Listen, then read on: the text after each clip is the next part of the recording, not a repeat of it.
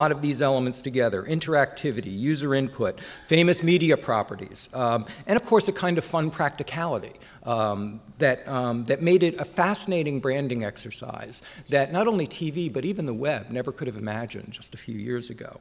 JWT, I think, demonstrated in this campaign what creativity can mean on a mobile platform and the ways in which it can leverage a lot of different elements of the device and the users to really create something unique.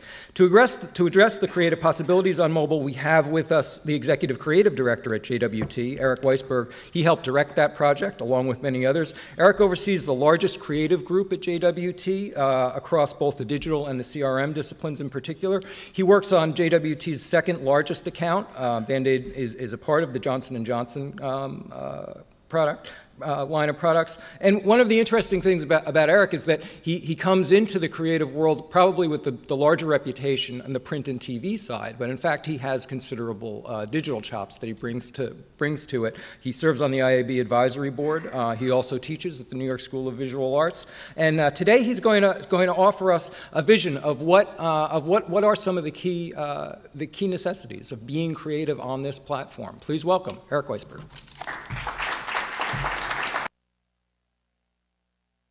Thanks, Steve.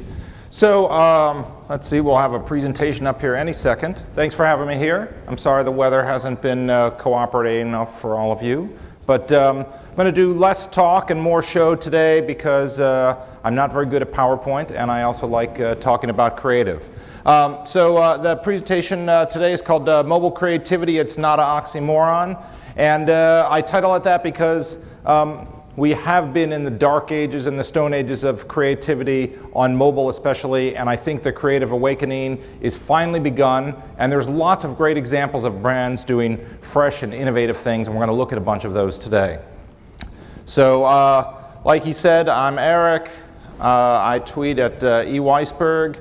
As he said, I'm a creative director at JWT New York, and that's a little picture of our office there. I teach at the School of Visual Arts, and I'm a vegetarian, but I also eat fish. But enough about me.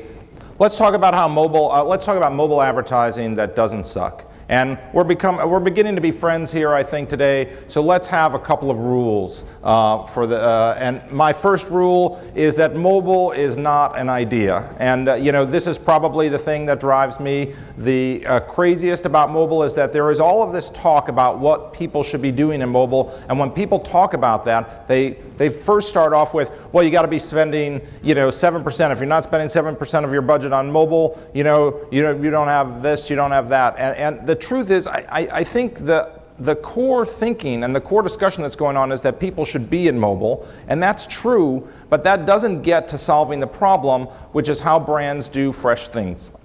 And so my argument is, I don't think it should be about how much or where you should be spending your mobile, but why. Why should your brand be there, and what should it be doing to offer something to the consumer that extends your brand promise, that gives them utility, that entertains them in a way that goes beyond what you can do with other medium. And at the core of that is having a mobile strategy. And for so many brands, that doesn't exist.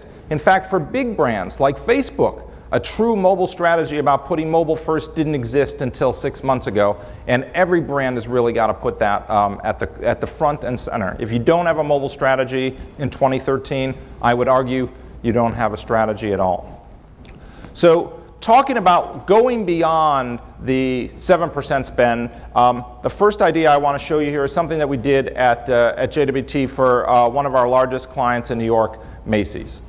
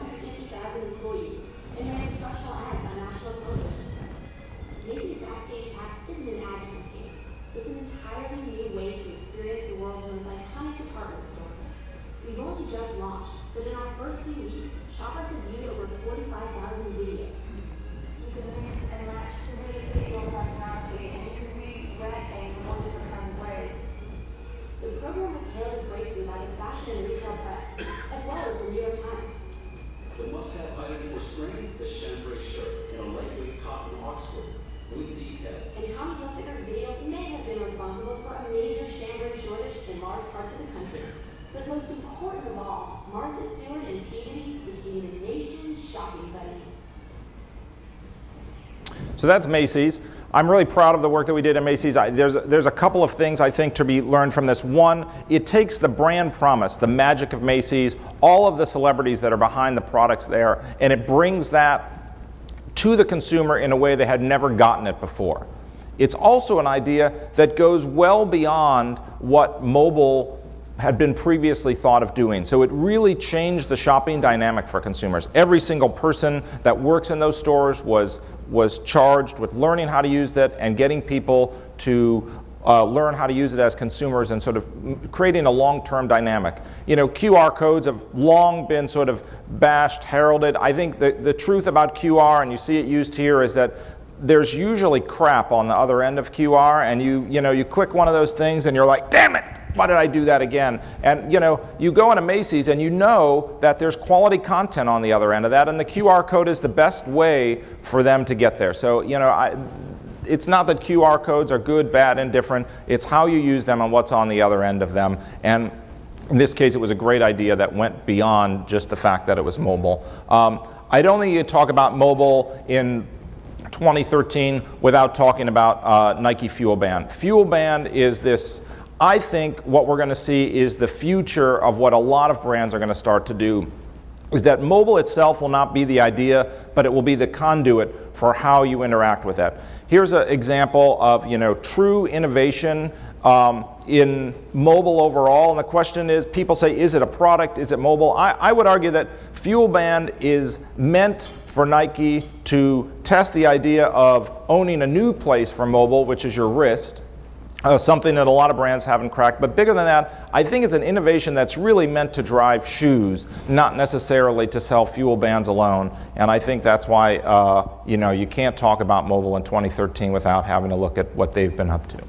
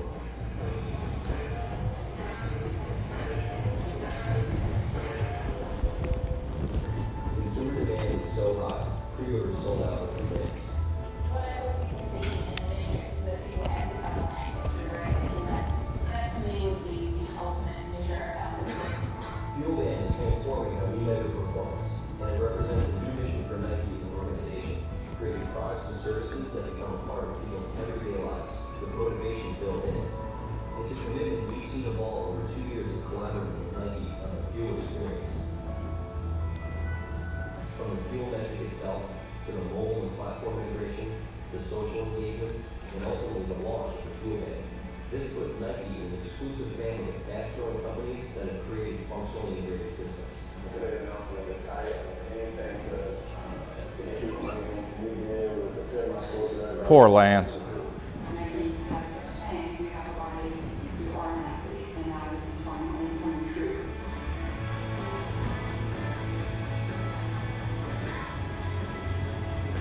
So that's Fuel Band. I think the thing that to be said about this, and just the whole idea of what it means that mobile is not an idea, is that nobody wants to pick up their phone and be interrupted by an ad. It's just a plain and simple fact. And so as marketers, as media companies, we've got to stop interrupting what people are doing and start being what they want to be doing on mobile. And those are two, I think, really good examples of that. My next rule is to not forget the Alamo. Do we have any Texans here? Or the Samsung E250.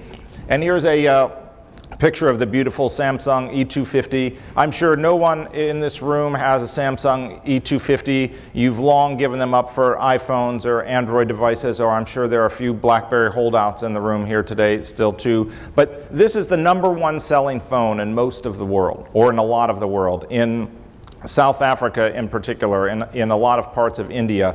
And I work on a number of global brands. The core thing, mobile is supposed to be a connection to people, and access is at the core of that. And if we create mobile experiences that only work on iOS, or they only work on Android, we're forgetting the real promise of what mobile is supposed to be for brands. In South Africa, where the Samsung E250 is the #1 selling phone, there are more phones there than mailboxes. In India, there are more cell phones than there are toilets. And if we're not creating content and experiences that keep that in mind, we're missing a huge opportunity. So I just want to show a couple of ideas that I think prove that the limitations of keeping in mind those devices and those people doesn't limit the ability to do wonderful creative. Here's a great campaign for a wonderful microloan organization called Pennies for Change.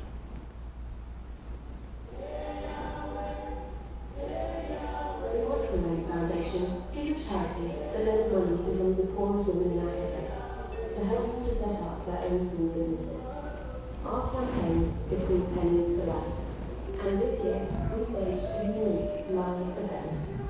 We created unfinished portraits of African women, made entirely of pennies, and put them on a digital poster site. Then we invited people to complete the pages by tasting a donation to the poster. As soon as the message arrived, the donor got a personal thank you. Then their money dropped into place on the screen. The more text we got, the faster the picture built. Until we had enough money to make one business donor to one woman in Africa. Then we got another one, and another one. Each donor also put a page on our microsite, where all the portraits were displayed. It was a live, interactive demonstration of small change creating big change for women in Africa. And for one poster in one shopping centre in its first weekend, 21 women who had nothing now have their own small businesses.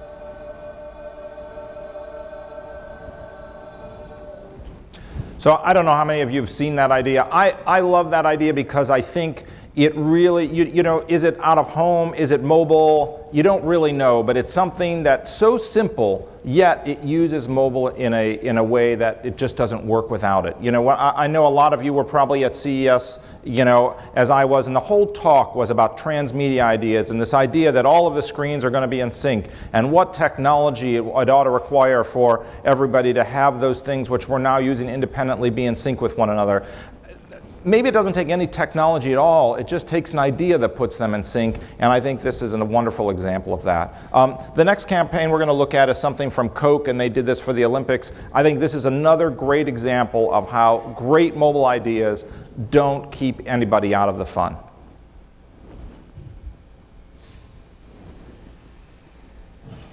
Take 5 athletes, a UK boxing sensation, and one of the world's fastest music producers. Celebrate the love of 25 Olympic Games, Coca-Cola created a feature-length documentary following the journey of music producer Mark Ronson around the world, recording the sound of athletes to make the league come. The mobile phone was pivotal to all this activity. First, Coca-Cola. He connected teenagers around the world to join in and get involved. Everyone will be right. A huge SMS program lets you connect with the athletes and artists, driving them content online and offline. A cutting-edge mobile website acted as a companion to the documentary, inviting teenagers to watch behind-the-scenes footage and download eye-catching wallpapers and get ringtones made from the sounds of their favorite athletes. An incredible act inviting teens to get creative on their own beats based on their own movements. They could also mash up their beats online with beats that other teams have met to be a part of the biggest musical collaboration in history. Wherever they were, anywhere in the world, teams had a constant connection to the athletes, the artists, and Coca-Cola, inspiring them to move to the beat of London 2012. So I think it's a great example from Coke. I think Coke is doing a great job of starting to innovate in the mobile space. They're trying new things. That's a campaign to me that let everybody in no matter where they were in the world, and it's an idea that is bigger than the idea of mobile. It's a true idea that works in all sorts of spaces. My third rule is that size matters. This is probably should be true for many things in life, but it's particularly true in mobile. And you know, the follow-up to what size matters means is the formula of 10, 5, and 3.5. And you know, when we were all doing television, and television really went from 30 seconds to 15 seconds, taking up a great bit of the media, there was always this idea that you can't put 10 pounds of shit in a 5-pound bag. You cannot put all the stuff you have in your 30 into a 15-second commercial. Well, in mobile, that's even more true. You can't put 10 pounds of shit in a 5-pound bag and a 3.5-inch screen in a 1/2-inch space. It's just not possible. So the question is, what do? Do you throw up your arms and go, my God, I can't do anything with this thing? Or do you start thinking about doing new things in new places? You got to start thinking about things that don't interrupt people, but actually build on what they're doing. And you've just got to be dumb simple about it. And this one example I'm going to show here is a great example of that. And this comes from Brazil.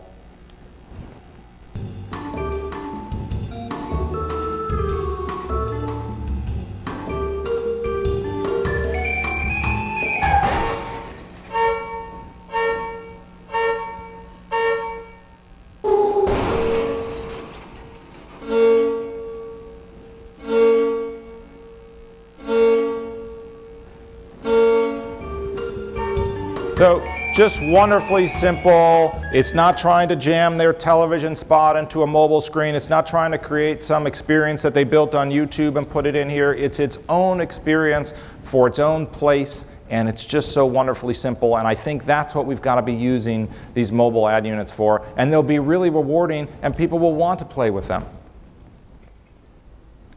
So my fourth rule is be your own startup. A lot of brands are out there, you know, sort of waiting for the panacea of technology that is the reason that they should spend more money on mobile. They're waiting for somebody to bring them ideas that become the future of the brand, like fuel bands and things like that. I think the real truth is for no matter what you are, whether you're a media company, whether you're a brand marketer, you've got to start being your own startup. You've got to start creating skunk work projects within your teams and your agencies and your media partners, and start trying things, because that's where great things happen. We all want to be the sort of mothers of invention, and I think that's where great things are going to happen. If you look at all of these companies that are innovating, J&J and Coke and Nike and Starbucks, they're all creating their own, they're acting like their own startups. And so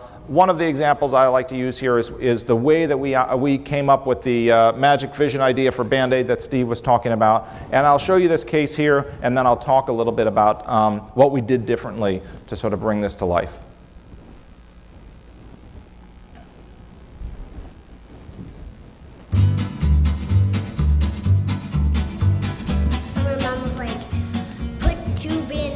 Because I think that will help, and I was like, 2 Band-Aids, awesome. When I have it to make, I put a Band-Aid on my belly button. Because it's magical.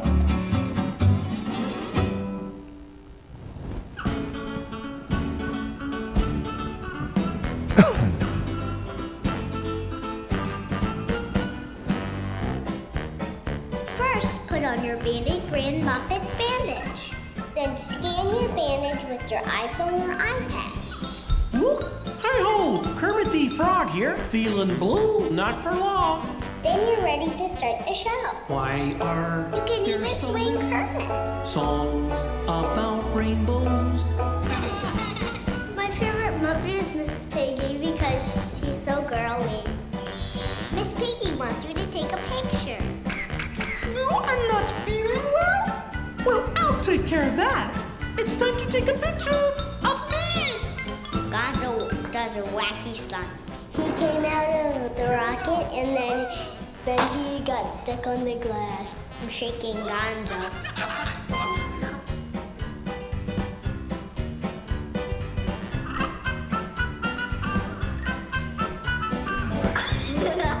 Me. Can I try? Do you get that?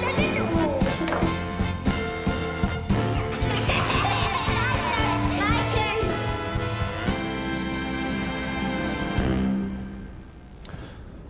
So that's Band-Aid. I'll go back to the rule I said is be your own startup. So what did we do here? We basically kept this a secret for nearly 10 months during its development from everyone. We were out in California. It was about a little over a year ago today, and we were talking. It was folks from JWT and the people from Disney and our partners at Johnson & Johnson. We were talking about this idea that we had to unlock experiences from Band-Aids, thinking maybe augmented reality was the way that we might do it, but it had never been done in such a small space, and we really weren't sure. It seemed like a good idea, but we weren't sure we could pull it off. And so we created this small team to go out there and figure out what sort of technology did we need to do it, could it be done, what property at Disney might it be done with, and we didn't tell anyone. Kept it very small because we didn't want anyone to say no. And when we figured it out, we brought it to people, and it was so far down the line that it was impossible for someone not to say yes because it was so amazing, and because it was so magical, and because it fit the brand so well. And I think a lot of times we spend, I'm sure everybody does this, spends a lot of time in a room full of people that have constructive feedback, sometimes otherwise, that they're there to say no for one reason or another. And I think great things happen when we create environments where yes is the thing that we all say to each other, and then when we've got that where we want it to, where it's impossible to say no to, then we bring it forward to share with the greater group. And so, I think it's a big lesson to be learned, and I think the other lesson beyond be your own startup is, it goes along with that, is you've got to make mistakes. And I think we're all deathly afraid of that. I have to take a breath every time that I say make mistakes, because I don't like to be wrong more than anybody else likes to be wrong. But mistakes happen, especially when we're doing new things in new places like mobile. I'll just give you a story about when we were developing this thing. When we brought in a bunch of kids to play with this prototype that we had created for Band-Aid. And for all of us who sort of know how augmented reality works, you sort of hold up something to a target, it locks on, and then something happens. Well, kids don't know that. Kids do all sorts of things that they're not supposed to do, but they clearly don't know how augmented reality works. But what they do know is they instinctively know that, my God, if you tell them, hold up the phone to this and something's going to happen, they do it, but then they pull the phone away immediately. And that we didn't even think, hadn't even occurred to us that that might be the behavior. We thought, well, they'll hold it up there and something will happen, and they'll be so entranced by that they won't be kids. And they pulled the phone away, and we thought, well, I guess that's sort of the end of this thing, because that's just not going to work. And instead we thought, you know what? That's the idea. The idea isn't augmented reality. The idea is using some augmented reality tool to be the key to unlock the experience. And then suddenly it didn't become what happens while this is being held there, it became what happens when it comes off. And that's where swinging Kermit came from, and shaking Gonzo off the screen, and taking a picture with Miss Piggy. And so great things happen by making mistakes, and I think that's one of the lessons that I learn just every day by doing this. And so, that's really my 5 rules for how to do this, and I'm happy to take any questions that you have about any of the work, about what my thoughts are on where mobile creativity is going. Thank you. Eric, Chuck Martin. I wonder if you could talk, these are all pretty big budget kinds of things. Can you talk about some where companies don't have that much budget for this kind of thing? How could you approach it? Some ideas? Well, I think you would be surprised how small the budget was on those things. The pennies for life idea, even Magic Vision, the budget is not exorbitant. And certainly the Coke idea, while huge